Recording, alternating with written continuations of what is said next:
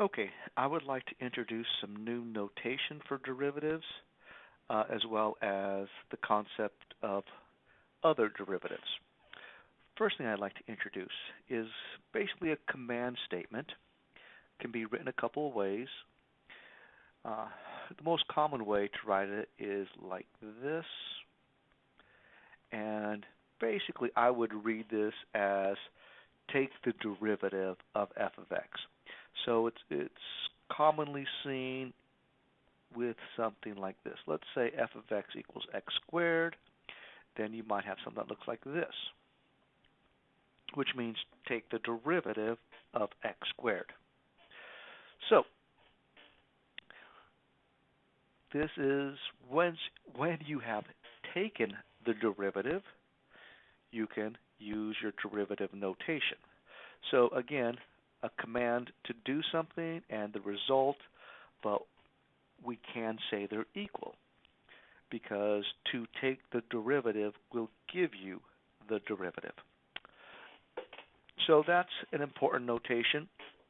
Also, just going back for a second to our basic concept of taking the derivative of a function, between using the concept of that limit where I may have 2 points and I have a rise and a run, where my rise we can use the delta y symbol and the run delta x. And at this point here, I can say that the derivative, which would be f prime, we'll call that, well actually, yeah, at a would equal the limit as the change in x goes to 0 of the change in y over the change in x. This is commonly expressed with a different type of notation, dy over dx. So notice, delta d. Old Greek letter delta basically is the same as our new, I believe it's Roman alphabet, or Arabic actually, D. And I'm just going to give you a little bit of background on this. In this situation, delta y is an actual distance. So I'm using the letter D, the Greek letter D, delta, to represent distance. So delta for distance, just like A for apple, B for book, delta for distance. But as our distances become incrementally smaller and our 2 points get closer and closer to each other, delta x is getting smaller and smaller and, of course, approaching 0. So again, our same basic concept of calculating a derivative, just some different notation to express it. Again, different notation, not really a different result. Very, very important. But again, this is a common notation. Be comfortable with. Sometimes we also have a hybrid on this notation. So this can be a little confusing.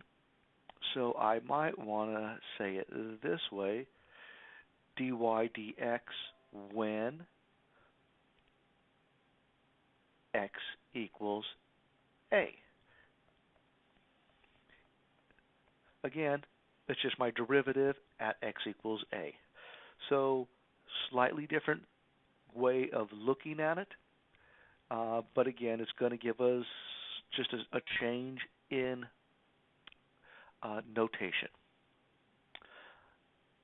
Next concept. A derivative is the instantaneous rate of change of a function. So the most common thing that we've been talking about since the beginning of this is our position function. And I'll just put this p position as a function of time. And when we take the derivative of that, watch this symbol. When I take the derivative of that, we get our velocity function. And again, the derivative of position is velocity. But velocity can change. So if you're driving down your car at 60 miles an hour and your velocity changes because you hit the gas, that's called an acceleration. Interestingly, when you hit the brake, we call that deceleration, but in mathematics, it's all the same to us. Our derivative of velocity is acceleration. Now, what you call acceleration increasing would be positive. If acceleration is negative, it would be deceleration. But that's okay. In math, we all call it acceleration. So what we're talking about is a higher order of a derivative. In function notation, I can take the derivative of a function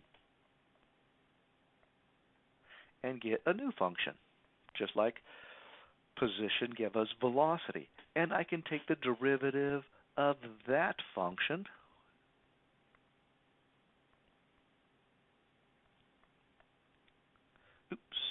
got ahead of myself.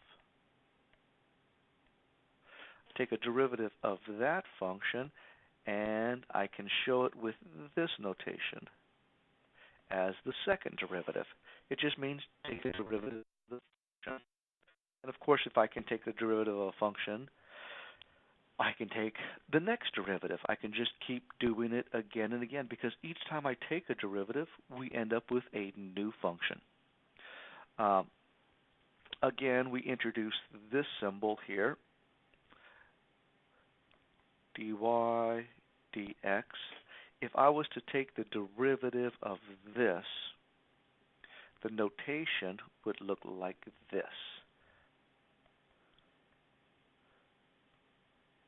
Notice where I put my exponent 2. I'm not going to go into detail explaining that. It's a little bit interesting concept, but just be careful that you're putting your second derivative notation in the right location. And again, if you can take a second derivative, you can take a third and fourth derivative. I will talk a little bit more next section about what those derivatives would look like.